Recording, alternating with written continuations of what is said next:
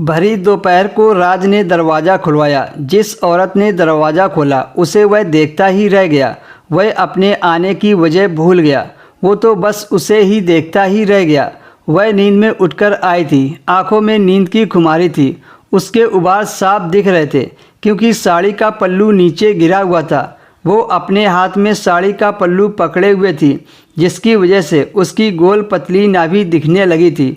उसकी पतली कमर मानो रस से भरी थी। थोड़ी देर में राज ने अपने आप को संभाल लिया, मगर आंखों के सामने खुली पड़ी खूबसूरती को देखे बिना कैसे छोड़ दे।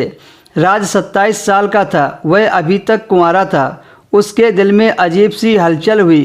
वह लड़की साड़ी का पल्लू अपने कंधे पर डालते हुए बोली, आइए आप अंदर आइए। इतना कहकर वह पलटकर आगे बढ़ी। पीछे से तो वह और भी क़यामत लग रही थी, जिससे राज अब उस पर फिदा हो गया। राज उस औरत को देखने में खोया हुआ था। राज लड़खड़ाते हुए सोफे पर आकर बैठ गया।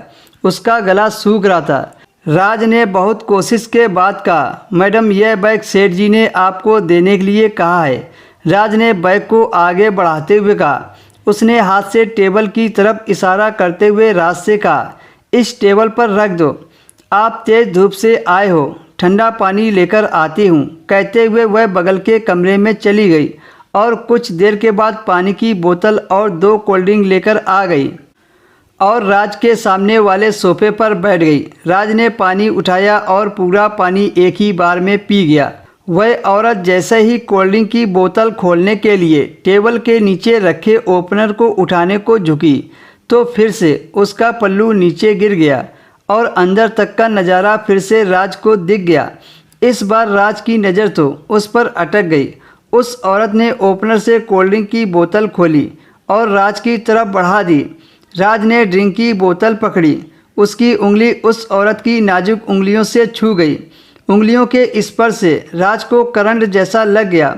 उस औरत की मादकता ने राज को घायल कर दिया था। जब वह खुद पर काबू न कर पाया तो वह उस औरत यानी कि अपनी शैतानी से लिपट गया। अब दोनों के बीच की दूरियां खत्म हो गई थीं।